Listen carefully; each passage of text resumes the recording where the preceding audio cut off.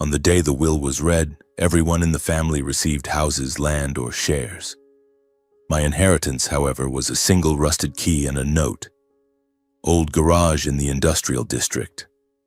My father and younger brother burst out laughing, mocking me. He treated you like trash. That junk heap isn't worth a dime. I stood there, speechless, unsure how to respond. But days later, when I turned the key in the creaking iron door of the garage, the hinges screeching as my flashlight illuminated a hidden basement, my heart nearly stopped. Before me wasn't a pile of worthless scrap, but a truth powerful enough to change anyone's life. Hello, my name is Graham Kingsley. I'm 27, an ordinary insurance agent grappling daily with numbers, contracts, and sales quotas in a cramped office on the outskirts of Chicago. My life is unremarkable. No girlfriend, no house of my own, just a small apartment shared with 2 college friends and a bank account perpetually in the red. I once dreamed of achieving something grand, but with each passing day, that dream faded, buried under bills, calls from irritable clients, and the indifferent glances of coworkers. I'm just an average guy trying to find a place in this world, but it seems the world barely notices I exist. That summer, everything inside me shattered. My grandfather, the person I cherished most, passed away. He was William Kingsley, a tall man with a warm, resonant voice and eyes that sparkled with wisdom and kindness. To me, he wasn't just a grandfather, but a friend, a mentor, the only family member who saw potential in me, even when I saw none in myself. He used to tell me stories of his youth, of roaming America, working jobs from car mechanic to firefighter. He'd say, "Graham, life is an adventure. Don't fear failure, only fear not taking the first step." I'd listen, nod, but inwardly think, "Grandpa, how can I take a step when the world is crushing my shoulders?" The day he died, I felt like I'd lost an anchor, as if my small boat was swept into a vast ocean with no tether. He was the only one in the family who truly saw me, not as a failure or a mediocre insurance agent, but as someone with potential, with worth. His funeral took place on a sweltering summer morning, the sky gray as if pouring more sorrow onto us. The air was heavy, stifling, as if the world itself mourned him. The funeral home was packed. Neighbors, old friends, and unfamiliar faces I'd never met. They stood shoulder to shoulder, whispering heartfelt condolences. I heard their stories about him, some I only knew in part. An elderly woman with silver hair, her hands trembling as she clutched a handkerchief, shared how he fixed her plumbing for free for years, never accepting a cent. A middle-aged man, voice breaking, recounted how my grandfather lent him money to start a business, no contract, no interest, just a handshake and a simple, "I trust you." Each story was a piece of him, a man who lived for others with a heart impossibly vast. I was proud, truly proud, but that pride mingled with a sharp, cutting pain like a blade slicing into my heart. He had lived a meaningful life, radiant like the sun, but what about me? What had I done beyond burying myself in paperwork, struggling with insurance contracts, scrambling to meet quotas so my boss wouldn't berate me? I felt small, useless, a faint shadow beside his brilliance. Each time someone patted my shoulder saying they were sorry for my loss, I nodded, lips pressed tight to suppress the urge to scream. I wanted to shout that I hadn't just lost him. I'd lost the only person who believed I could achieve something great. Standing before his coffin, gazing at his serene face in eternal sleep, I felt my heart constrict. I wanted to talk to him again, to tell him I was still trying, even if I didn't know where I was going. I glanced at my mother standing a few steps away, her eyes red but offering a comforting smile. My father and younger brother, Elias, stood farther off, talking to relatives, their gazes cold as if I didn't exist. I clenched my fists, nails digging into my palms, trying to hold back tears. I couldn't cry, not because I was strong, but because the pain was too vast, too deep to express. I stood there among the crowd, feeling lost in a world where my grandfather had been my guiding light, now extinguished. After the funeral, the family gathered at the lawyer's office, a small room smelling of old wood and paper. My father, Richard, sat at the head of the table, his usual stern demeanor intact. He was a rigid man, valuing success and money above all else. To him, I was a disappointment, a son with lofty dreams who never amounted to anything. My brother Elias, 25, sat beside him, smug in his expensive suit. Elias was my father's pride, a graduate of a prestigious law school, working for a big firm, always making me feel small. Then Mr. Harper, the lawyer, a middle-aged man with thick glasses, began reading the will. The room fell silent, only the rustle of paper and my pounding heartbeat breaking the stillness. I didn't expect much. Everyone knew my grandfather was wealthy, but I never thought I'd get a large share. I just hoped for something small, perhaps a keepsake to hold his memory close. Mr. Harper read on, his voice like a slow, authoritative melody. My father inherited the large suburban house where my grandfather spent his final years. Elias received an investment portfolio worth millions, enough to advance his career. Aunts, uncles, cousins, each got their share. Land, stocks, even an old yacht my grandfather loved. Everyone nodded, satisfied, some smirking triumphantly. I sat there, feeling like an outsider, waiting for my turn with a flicker of hope. Finally, Mr. Harper looked at me, adjusting his glasses. "Graham Kingsley," he said, his voice lowering as if to emphasize. "William left you an old garage in the industrial district west of the city, along with a key." Silence. Then Elias's snicker broke through. "A garage?" he repeated, dripping with sarcasm. "Probably a pile of wartime scrap." My father didn't laugh, but his cold gaze said he'd expected nothing better for me. Others in the room exchanged looks, some hiding smiles. My face burned, blood rushing to my ears. A garage? A rusted key? Was that all my grandfather, whom I adored, who spent hours telling me stories, who urged me to believe in yourself, left me? This was his way of showing faith? I bowed my head, clutching the key Mr. Harper handed me. It was cold, heavy, flakes of rust sticking to my palm. I wanted to say something, to protest, to scream that my grandfather couldn't treat me this way. But I sat there mute, letting the whispers and pitying glances pierce my already tattered pride. "Graham," my mother whispered, her hand squeezing mine, "don't be sad. Your grandfather never did anything without reason.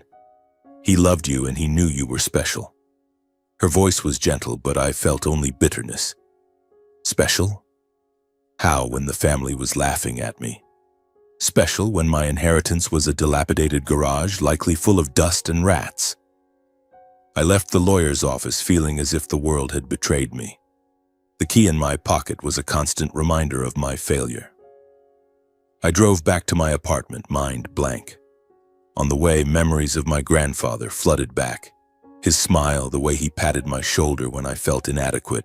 His words, "Life always finds a way, Graham. Just don't give up." But now, with him gone, I didn't know what to believe.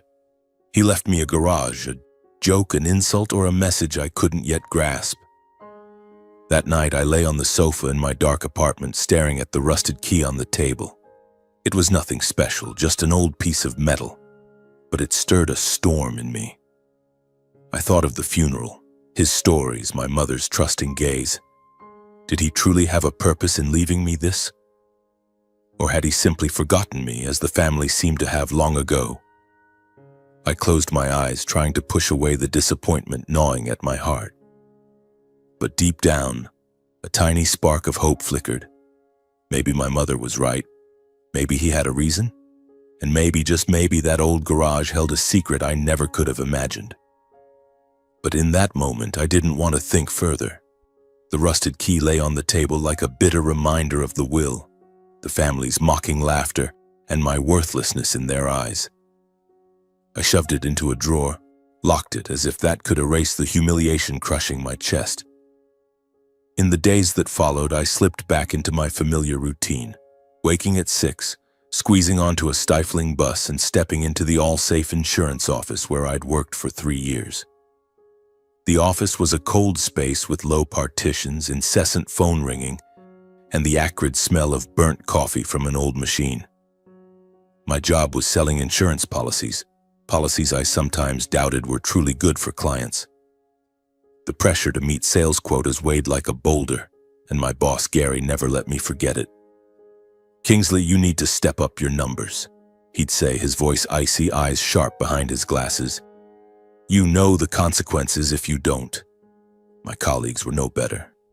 They were predators, ready to do anything to hit their targets, flattering clients, twisting truths. I didn't belong in their world. I tried to work honestly, explaining terms clearly to clients, but that only isolated me. "Idealistic fool," I overheard a colleague whisper behind my back.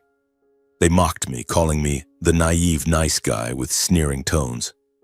I tried to ignore them, but each word was a knife slicing into my already fragile self-esteem. One Wednesday afternoon, as I reviewed a contract, I overheard a conversation between my colleague Jake and an elderly client, Mrs. Margaret. She was a widow, about 70, her voice trembling over the phone. Jake was pushing her to sign a life insurance policy with exorbitant fees, promising benefits I knew she'd never receive. I glanced over the partition, seeing Jake's smug smile, tapping his pen as if counting down to closing the deal. Something in me boiled. I thought of my grandfather, how he always said being decent was what mattered most. I thought of Mrs. Margaret, who'd likely saved her whole life only to be exploited by sweet lies. I stood, walked to Jake's desk, and kept my voice calm. "Mrs. Margaret, sorry to interrupt," I said, my voice slightly shaky. "I think you should review the contract's maintenance fees. They might be higher than you expect." Jake shot me a glare, but I pressed on. "If you'd like, I can send you a different policy better suited to your needs." Mrs. Margaret thanked me profusely, promising to reconsider. When the call ended, Jake slammed his pen down and stood. "Are you insane, Kingsley? That was a $100,000 deal." Before I could respond, Gary appeared, his face red with fury. "Kingsley, my office. Now." His small office felt like a cage, walls lined with certificates and awards. He didn't let me explain. "Who do you think you are? Some justice warrior? You just tanked a major deal and damaged the company's reputation?" I tried to say I was protecting the client, but he cut me off. "You're done, Kingsley. Pack your things and get out before the day's over." I froze, as if the floor had collapsed beneath me. Fired. 3 years hunched over a desk, enduring mockery, trying to prove my worth, all gone in a moment. I packed in silence, feeling the curious and gloating stares of my colleagues. Jake even smirked as I passed. I left with a cardboard box of personal items, the world turning its back on me. Back at my apartment, I sank onto the sofa, staring at the ceiling. My phone was silent. No texts, no calls. My once close friends had drifted away as I drowned in work and family pressures. My father, if he heard, would give me that familiar disappointed look. Elias would probably laugh, calling me the great failure. My mother would comfort me, but even her kindness couldn't ease the emptiness swallowing me. I'd lost everything. My job, my self-respect, and the last shred of hope that I could do something worthwhile. In my despair, I opened the drawer and pulled out the rusted key I'd tried to forget. It sat there, cold, a reminder of my grandfather, the will in the garage I'd dismissed as a cruel joke. But now, with nothing left to cling to, I felt a strange urge. Maybe that garage, however dilapidated and useless, was the only thing still mine. I gripped the key, rust scraping my skin, but I didn't care. "Nothing left to lose," I whispered to myself. I stood, pulled on my jacket, and decided to drive to the industrial district west of the city. I didn't know what I'd find in that garage. Maybe just dust and junk, or maybe an answer, a way out, something to keep me going. Whatever it was, I knew I had to go. The drive to the industrial district took nearly an hour, winding through potholed roads and past dilapidated, long-abandoned buildings. Chicago's West Side industrial area was once a bustling hub, but now it was a graveyard of rusted warehouses and faded billboards. I pulled up in front of a squat building, its concrete walls peeling and cloaked in dust and cobwebs. A heavy iron door loomed before me, marred by patches of rust, as if it hadn't been opened in decades. A tiny, nearly illegible sign worn by time bore the word Kingsley, my surname, my grandfather's. My heart skipped a beat. This was truly the place he left me. I stepped out of the car, the late afternoon chill making me shiver. The key in my hand felt heavier, as if carrying the weight of expectations I dared not consider. I stood before the door, hesitating. Part of me wanted to turn back, drive home, and resume my mundane life. But then I thought of my grandfather. His eyes when he told adventure stories, his unwavering belief that I could achieve something great. "Just try, Graham," I heard his voice in my head. "Just open that door." I inserted the key into the lock, feeling the rust grate against metal. I turned it hard, and the lock let out a dry, echoing clunk in the silent space. The iron door groaned, slowly swinging open, releasing a musty gust laced with the smell of old grease and metal. I switched on my phone's flashlight, its weak beam piercing the darkness inside. The space was barren, cold, with only a few rotting wooden crates and a pile of rusted tools scattered in a corner. I stepped in, dust swirling under my feet. "So this is it, Grandpa," I muttered, my voice tinged with bitterness. "An abandoned garage?" I walked around, the flashlight sweeping over stained walls and a cracked concrete floor. There was nothing of value, nothing but oppressive silence. But as I reached the far end of the garage, the light caught something that stopped me cold. A smaller metal door bolted to the wall, secured with an old combination lock. On it, a small brass plaque, its engraved handwriting faded by time, read, "Graham's birthday." My heart pounded. My birthday. I stood frozen, my trembling hand holding the phone. Had my grandfather left this sign deliberately? I took a deep breath, steadying myself, and entered the digits of my birth date. A soft click sounded, clear and deliberate. The lock released. I pushed the door, its hinges creaking, revealing a narrow staircase descending into deep darkness. I hesitated, feeling as if I were stepping into an adventure film I wasn't ready for. But curiosity mixed with a touch of desperation pulled me forward. I descended the steps, the flashlight's shaky beam illuminating damp concrete walls. The smell of earth and metal grew stronger. At the bottom, I found myself in a small, pitch-black basement, silent as a tomb. I raised the flashlight, and then I froze. Before me were stacks of gold bars gleaming under the faint light. They were neatly arranged on metal racks divided into 5 equal sections, each row shimmering with an almost hypnotic glow. My legs weakened, my breath caught in my chest. Gold. Hundreds of bars. I stumbled forward, touching one, feeling its cold, heavy weight in my palm. I'm rich," I whispered, my voice breaking. In that moment, I saw my life transform. Mansions, supercars, respect from the family who mocked me. I'd become a millionaire. No, a billionaire. Overnight. But then my eyes were drawn to a small iron table in the center of the basement. On it sat an old envelope sealed with red wax, bearing shaky handwritten words. "Task for Graham." My heart raced again, not with excitement, but with a premonition that this wasn't as simple as it seemed. I tore open the envelope, my hands trembling so much I nearly dropped it. Inside was a folded sheet, my grandfather's clear but frail handwriting staring back at me. "Dear Graham," the letter began, "if you're reading this, you found the vault. But what you see isn't a reward to keep for yourself. It's a challenge. This gold belongs to those who need it more than you. You must deliver it to the 5 addresses listed on the racks. All the information you need is there. I'm sorry for placing this burden on you, but I believe you're the only one who can fulfill it. Be strong, Graham. I've always believed in you." I let the letter fall, my mind reeling. Not a reward, not wealth, a challenge, a task. I looked at the gleaming gold, feeling as if it mocked me. My grandfather had left me a treasure, but it wasn't mine. I wanted to scream, to ask why he'd done this to me. But then his image flashed in my mind. His kind smile, his trusting eyes. "I believe in you," he wrote. And in that moment, in the cold basement, a small flame sparked within me. But that flame was fragile. easily overshadowed by the dazzling glow of the gold before me.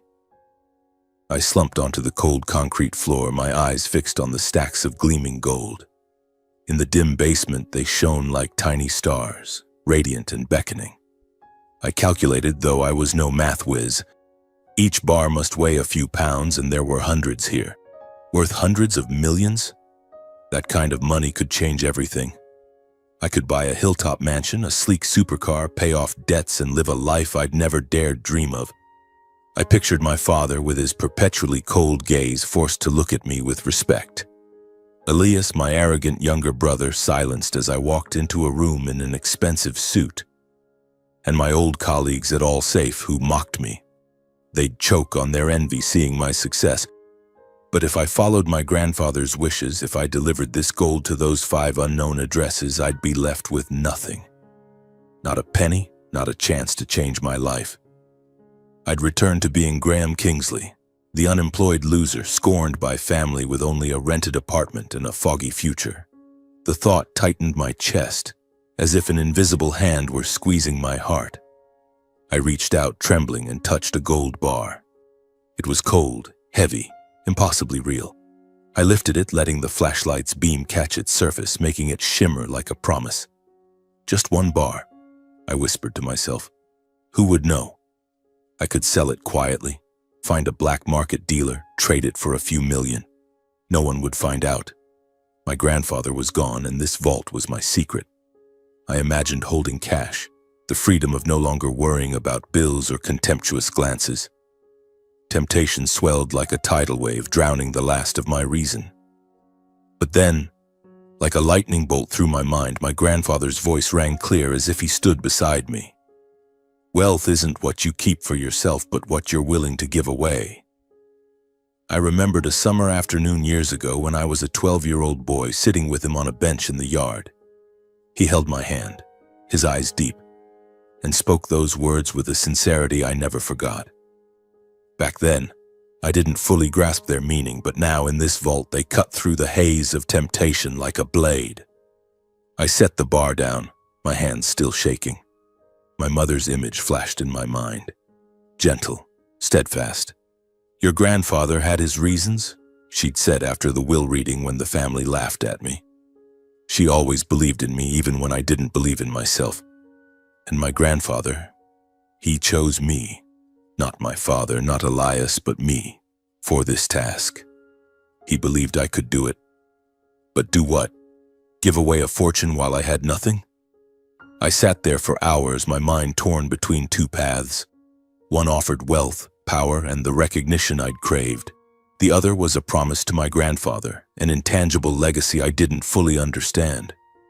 The vault was silent save for my breathing and the pounding of my heart. I looked at the gold, then at the letter, his shaky handwriting staring back, demanding an answer. Night fell, the air in the vault growing colder. I hugged my knees, searching for a reason to keep the gold. But each time I reached for a bar, my grandfather's image appeared, his eyes piercing my soul. I believe in you. I closed my eyes, took a deep breath, and whispered, Grandpa, I don't know if I'm strong enough. As the first light of dawn seeped through the vault's door, I stood. My legs were heavy, but my mind for a moment was clearer. I would follow his wishes. I couldn't betray him. I couldn't betray my mother's faith. And perhaps most importantly, I couldn't betray myself. The part of me that still believed I could do what was right no matter how hard. I approached the first stack of gold, read the recipient's address, and began dragging it. It was heavier than I expected, but I didn't let myself falter. I hauled it up the stairs step by step, sweat streaming down my forehead. When I loaded it into the truck's trunk, I glanced back at the vault one last time, the gold still shimmering, whispering its allure. But I'd made my choice. Grandpa, I said softly, my voice breaking in the cold morning air. I'll trust you one more time. I hope I'm not wrong. I closed the vault, locked it tight, and climbed into the truck.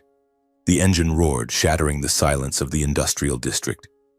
Ahead lay a journey I didn't know the end of, but in my heart I felt a strange relief. I didn't know what I'd face. Danger, failure, or something greater. The first address in my grandfather's letter led me to a remote mountainous region in northern America, a place even my phone's GPS struggled to locate. A small town nestled deep in New York's Adirondack Mountains, where winter arrived early and the cold cut through skin and bone. The journey took 3 days, winding through twisting roads, snow-draped pine forests, and tiny towns speckled with faint lights. I drove alone, the radio occasionally crackling with snippets of country songs before fading out. The farther I went, the more I felt the weight of this task, both literally and figuratively. Each time I stopped for gas or rested at a roadside diner, I couldn't help glancing at the trunk, my heart lurching at the thought, I'm carrying a fortune. What if I just ran? The temptation slithered back, like a venomous snake whispering in my ear. I could veer onto a different road, find a gold dealer, and live a life I'd never dared dream of. No one would know. But then another fear crept in.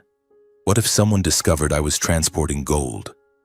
An old truck, a jobless guy wandering the roads. I was the perfect target for robbers, or worse, the police. I imagined being pulled over, searched, questioned. Where did you get this gold? How could I explain? Every odd sound on the road, a car horn behind me, the wind whistling through the window, made me jump, my hands gripping the steering wheel. I began to wonder if I had the strength to complete this task, or if my grandfather had misplaced his faith in me. After 3 exhausting days, I reached the address in the letter, a small wooden cabin tucked in a valley surrounded by towering pines. The house looked humble, its moss-covered roof and smoke curling from the chimney the only signs of life. I parked, took a deep breath, and knocked. Slow footsteps sounded from within, and the door opened. An elderly man, thin and white-haired with clouded but sharp eyes, stood before me. He wore a worn sweater, leaning on a cane, yet his posture radiated the resilience of someone who'd endured hard years. "I'm Graham Kingsley," I said, my voice trembling, unsure if from the cold or the nervous tension gripping my chest. "William Kingsley's grandson. I brought this for you." I gestured to the wooden crate at my feet, not daring to say gold, as if the word alone could make me a target. Henry, his name was on the envelope, glanced at the crate, then locked eyes with me. There was no surprise, only a deep sadness, as if he'd been waiting for this moment for years. "William's gone, isn't he?" he asked, his voice low and sorrowful, each word reopening the wound of my grandfather's loss. I nodded, a lump rising in my throat as I thought of him. Henry's eyes glistened, but he didn't let tears fall. He gave a small nod as if long prepared and motioned me to bring the crate inside. "Come in, young man. It's cold out." I dragged the crate into the small wooden cabin, the smell of burning wood and old timber filling the air.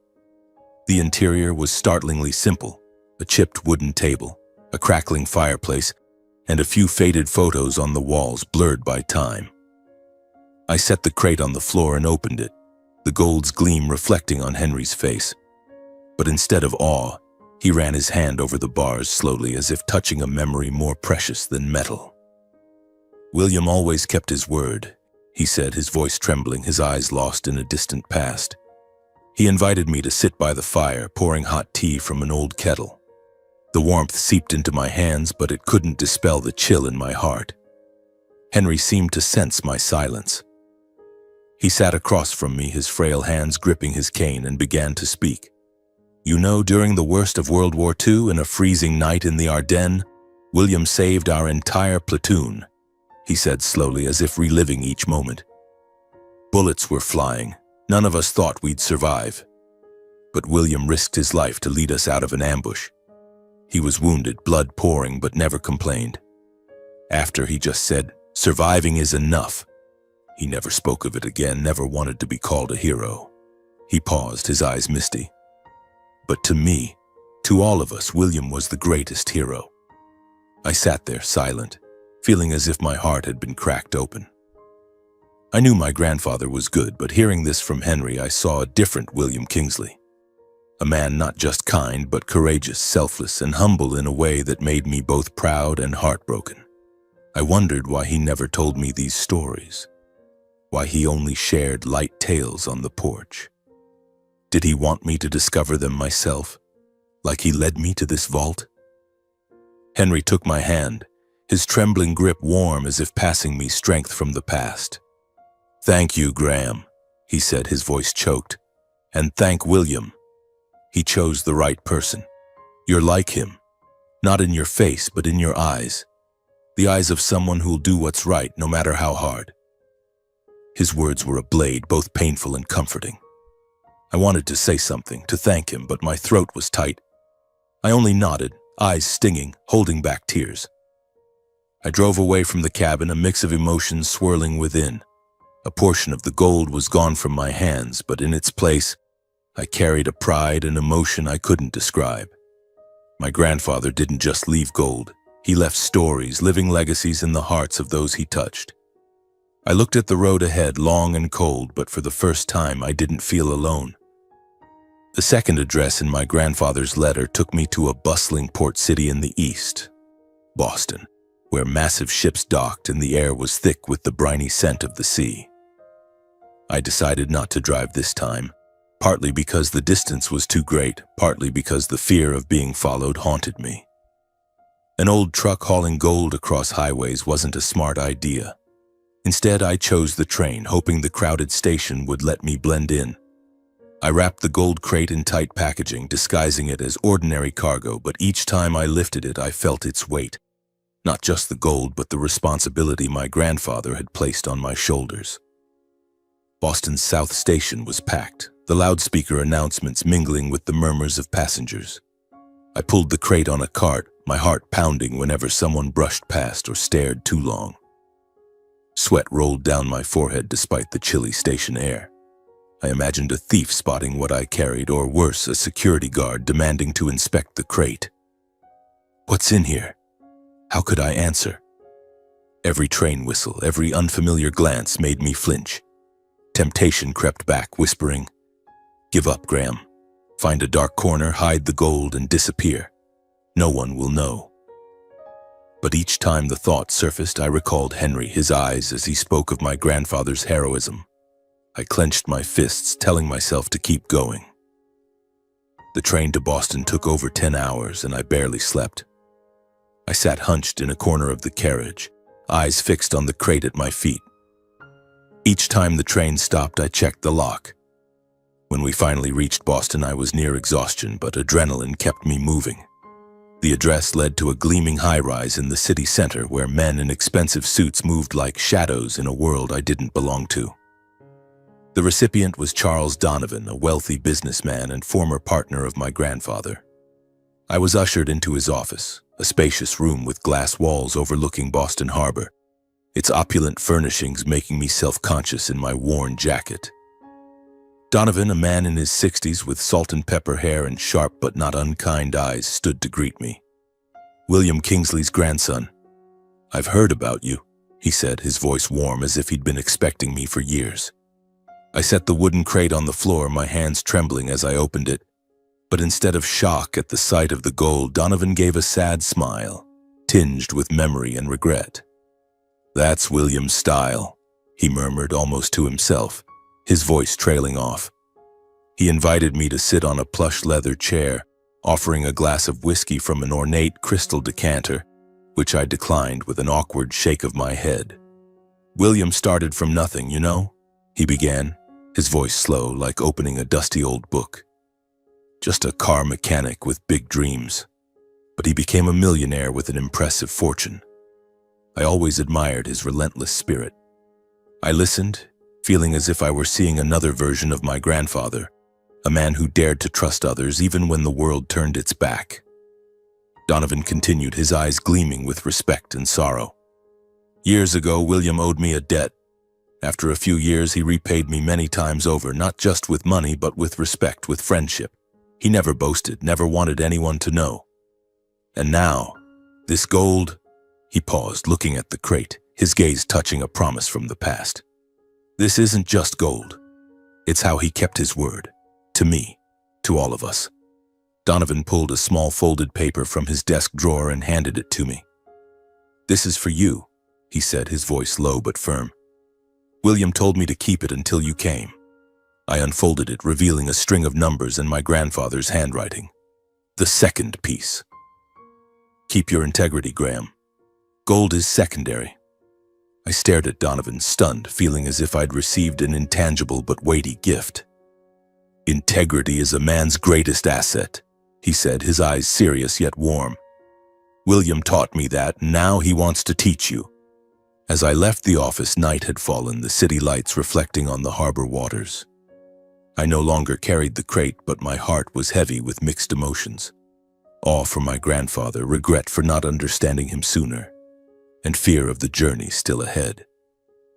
Donovan stood at the door, looking at me as if he saw my grandfather in me. You'll do fine, Graham, he said, his voice certain. His words were a spark of warmth in the cold Boston night, but also a new burden pushing me to continue despite the murky road ahead. When I returned, my mind was still reeling from Mr. Donovan's story, the mysterious piece of the puzzle and the message about integrity. But as I reopened my grandfather's letter, the next address made my heart skip a beat. A small town in the south, Savannah, Georgia. A place I'd never been, yet its name stirred a strange feeling in me, as if it held a deeper secret. After 2 days of driving through endless highways and sprawling cotton fields under a blazing sun, Savannah appeared before me on a radiant golden afternoon. Its cobblestone streets, ancient oaks draped in Spanish moss, and air laced with the scent of the sea mixed with old memories greeted me. The address in the letter led to a small house at the end of a quiet street, its white paint faded, its tiled roof yellowed by time. The house felt like a relic from the past, with a small porch and wilted flower pots. I took a deep breath, pulled the gold crate from the trunk, and knocked. The sound echoed dryly as if rousing a dormant memory. The door opened, revealing an elderly woman in her 80s, frail and slightly hunched, but with bright eyes that held an entire story. She wore a simple floral dress, her silver hair neatly tied back. "Who are you?" she asked, her voice gentle but wary. "I'm Graham Kingsley," I said, my voice trembling slightly. "William Kingsley's grandson. I brought this for you." I gestured to the wooden crate, my heart pounding as her eyes flicked to it. Suddenly she froze, a thin hand covering her mouth, her eyes glistening with unshed tears.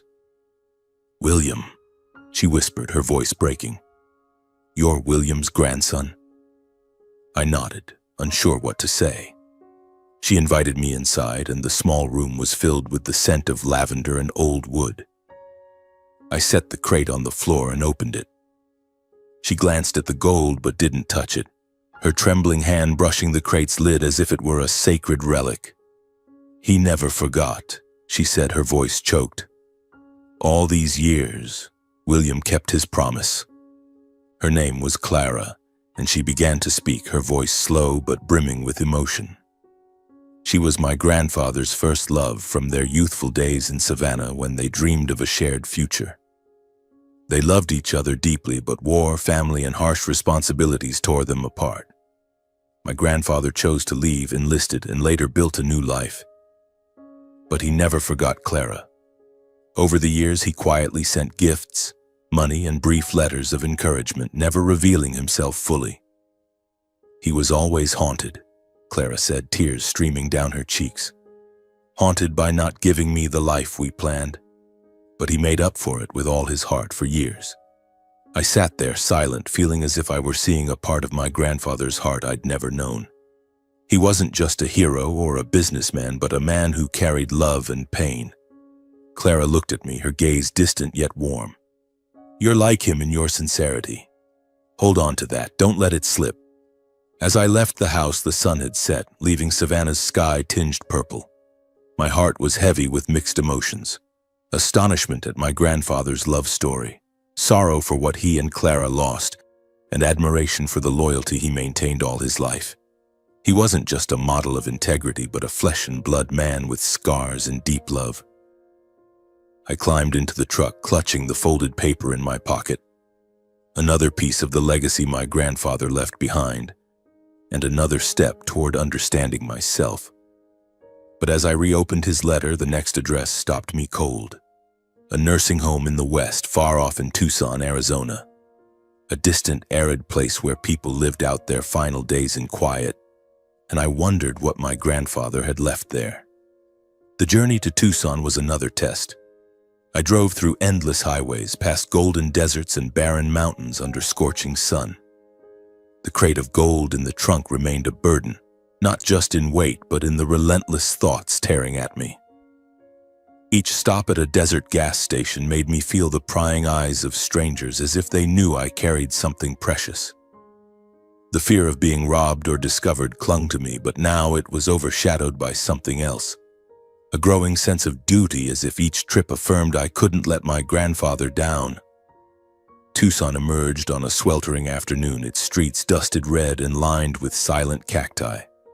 The nursing home sat on the outskirts, a low building with faded brick walls and a small garden of wildflowers. I pulled the gold crate from the trunk, sweat soaking my shirt, my heart pounding at the thought of explaining this bizarre visit. The wooden crate was heavy, each step dragging the weight of this journey. I pushed open the main door, a small bell jingling. After explaining myself to a nurse at the reception, I was led down a short hallway where the scent of antiseptic mingled with jasmine from the garden. The office of Susan, the director, was a cozy room with a wooden desk cluttered with papers and a family photo on the wall. Susan stood to greet me, a middle-aged woman with short, silver-streaked hair and a kind smile, though her eyes held curiosity. "Who are you?" she asked, her voice gentle but cautious. I dragged the crate into the room, the wood scraping the floor, making us both pause. "I'm Graham Kingsley," I said, my voice shaky, unsure if from the crate's weight or the moment's pressure. "William Kingsley's grandson. I brought this as part of his wishes." Her eyes widened as she saw the gold bars. Her trembling hand covered her mouth, a mix of shock and emotion flashing across her face. "William," she whispered, her voice choked, as if the name unlocked a deep memory. "He supported this home for years. I never expected this." Tears glistened in her eyes, but she smiled, a smile both sorrowful and grateful. I stood there, my heart tightening, feeling as if I'd touched another part of my grandfather. Not just my kin, but a benefactor to strangers. I wanted to say something, but my throat was dry and I could only watch Susan trying to grasp the meaning of this moment. She led me to the common room where elderly residents sat in worn armchairs, some gazing out windows, others quietly playing chess. When she mentioned my grandfather's name, the room seemed to still. A white-haired man with clouded eyes grasped my hand, his voice trembling. "William Kingsley?" He gave us good meals, warm blankets. An elderly woman by the window smiled, her gaze distant. "He never visited, but we always prayed for him." Tears stung my eyes, not just from their words, but from the realization that my grandfather had quietly touched so many lives, even unknown to our family. Susan looked at me, her eyes gentle but filled with respect. "You've brought a great gift, Graham," she said warmly. "Not just gold, but your grandfather's legacy." She invited me to stay for dinner, a simple meal of mashed potatoes and stew, but filled with laughter and stories. I sat beside an old man named George, a former carpenter. He looked at me, his eyes bright. "You're lucky carrying the blood of a man like that." William was one of a kind. As I left the nursing home, night had fallen over Tucson, streetlights twinkling like small stars. I sat in the truck alone, watching the lights pass by the window. My heart was both heavy and alight. My grandfather was greater than I'd ever imagined, not just for what he did for family, but for his silent contributions to strangers. I started the engine, knowing this journey was changing me bit by bit in ways I never expected. As I opened my grandfather's letter, the final address stopped me in my tracks. A building in downtown Chicago, the headquarters of the Horizon Charity Foundation, a nationally renowned organization. I'd heard of it, who hasn't? But the thought that my grandfather was connected to such a place made my heart race, as if I were about to touch the last piece of a puzzle I'd only glimpsed in fragments. I had delivered 4 portions of gold, each time letting go of a piece of my dream of wealth, but also uncovering more about my grandfather. The hero, the friend, the steadfast lover. Now, with only one crate of gold left, I felt a strange emptiness. I no longer feared being robbed or discovered, but a question lingered. After giving everything away, what would I have left? I drove through Chicago's familiar streets, the city's lights bright but cold, as if reminding me I was nearing the end of a journey I wasn't ready to release. The Horizon Foundation's building loomed in the city center, a modern structure of glass and steel, starkly different from the places I'd visited before. I dragged the gold crate through the main entrance, feeling out of place in my worn jacket and dust-caked shoes. The receptionist, a young woman with a professional smile, eyed me skeptically. "Can I help you?" she asked, her tone polite but clearly assuming I was in the wrong place. "I'm Graham Kingsley," I said, trying to keep my voice steady. "I'm here to see the Foundation's director. I brought this, per my grandfather William Kingsley's wishes." I set the wooden crate down and pulled out the letter with his handwriting. Her eyes widened as she scanned the document, and within a minute, she led me through a gleaming hallway to the director's office.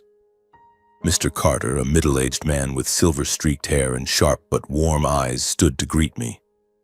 When I mentioned my grandfather's name, his face froze as if the name had stirred a profound memory. "William Kingsley?" he repeated, his voice catching, his eyes betraying unguarded emotion. He was one of this foundation's most discreet founders. For years he contributed without ever wanting his name known. My heart tightened. I placed the crate on the floor and opened it, the gold's gleam reflecting on Carter's face. But instead of awe, he gently touched a bar, his hand trembling, his gaze lost in a distant memory. "William," he whispered, his voice filled with respect and sorrow. "He always did everything for others, never for himself." I stood there, my chest constricting under a flood of emotions.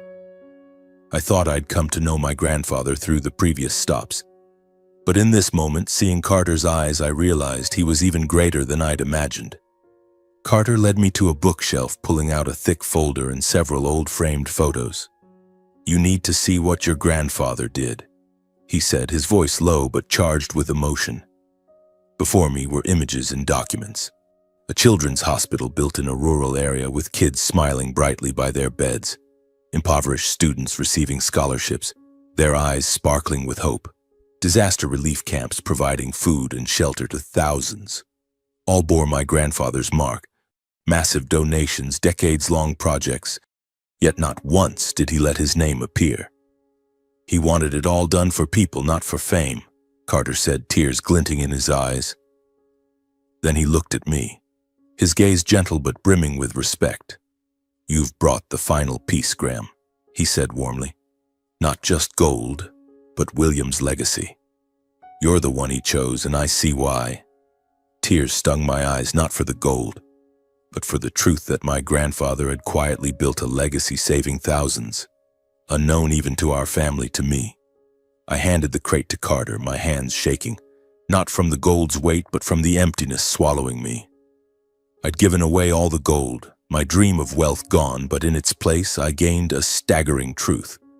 My grandfather was greater than any fortune I'd imagined. As I left the building, Chicago's sky was dark, a light rain falling on my jacket. I stood under a street lamp, feeling as if I'd lost everything yet found something far greater. I climbed into the truck, rain seeping through my jacket, chilling me, but the emptiness in my heart was vaster than the cold of the Chicago night.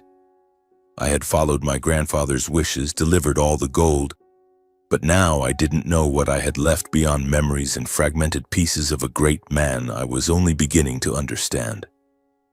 I drove toward the industrial district in the west, where my grandfather's old garage stood silently, a witness to my journey. The familiar road felt different now, as if every street corner, every light, looked at me with new eyes. When I stopped before the rusted iron door, the rain had grown heavier, tapping steadily on the truck's roof. I stepped inside, leaving the lights off, letting the darkness and the smell of old grease envelop me. I went straight to the basement where the treasure had once stunned me. Now the metal rack stood empty cold, echoing only my footsteps. I sat on the floor, leaning against a rack, staring into the void. "Grandpa," I whispered, my voice breaking in the dark. "I did it. I gave it all away, but now I'm left with nothing." I don't know how long I sat there, perhaps hours, letting thoughts flow like water. I thought of Henry, Donovan, Clara, the elderly in the nursing home, and the Horizon Foundation. They all carried a piece of my grandfather. His kindness, his sacrifice, his vast heart greater than any vault of gold. But what about me? I'd done the right thing, but why did this emptiness feel so immense? I hugged my knees, feeling like a lost child, waiting for an answer I wasn't sure would come. Then a sound broke my thoughts, the dry creak of the iron door upstairs. My heart raced, my hand gripping my phone like a reflex. Was someone here? I sprang up, the flashlight's trembling beam illuminating the staircase. A tall, lean figure appeared, their steps slow but steady. "Graham Kingsley?" A deep voice called, not threatening but enough to put me on edge. The man descended into the basement, the light revealing his face. A man about 60 with salt and pepper hair, dressed in a neat black suit, his eyes sharp but not cold. "I'm Arthur Hayes," he said. "William Kingsley's private lawyer." I stood frozen, my mind reeling. Private lawyer? My grandfather never mentioned this man. And how did he know I was here at this exact moment? I opened my mouth, voice trembling. How did you know I was here?" Arthur gave a faint smile, both mysterious and reassuring. "William knew you'd come back," he said, his voice low as if reciting a scripted story. "He instructed me to monitor your journey from afar to ensure you completed the task. This basement has a discreet alarm system triggered when you first opened the door. It signaled me, and I knew you'd return after delivering all the gold. William planned everything. He knew you wouldn't give up." My head spun, a mix of shock and confusion. An alarm system? My grandfather had orchestrated it all, from the gold to this moment. Arthur set a leather briefcase on the iron table in the basement, opening it to reveal a thick envelope sealed with red wax, identical to the one I'd found before. "You should read this," he said, his voice calm but commanding. My hands shook as I took the envelope, my grandfather's familiar handwriting staring back. "To Graham, when the journey is complete." I tore it open, my heart pounding. Inside was a letter and a stack of legal documents. I read, each line piercing my heart. "Dear Graham, if you're reading this, you've completed the task I gave you. The gold in the vault wasn't a reward but a test. I wanted to know if you had enough honesty, faith, and compassion to do what's right, even when it's hard. You did, and I couldn't be prouder.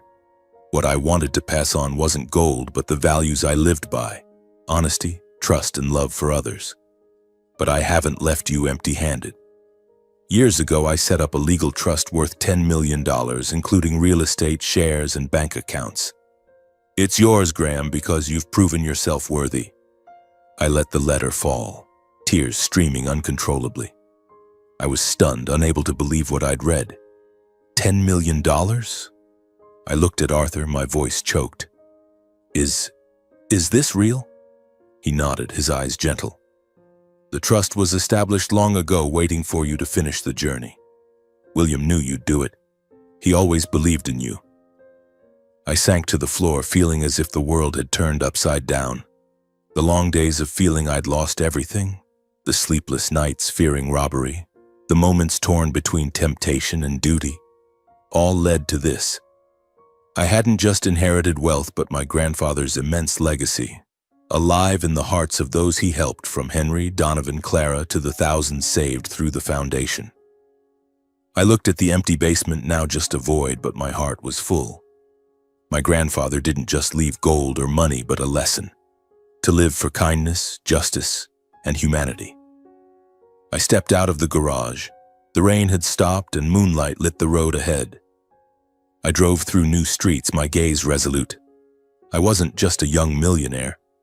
I was Graham Kingsley, bearer of my grandfather's legacy, and I would live worthy of his trust.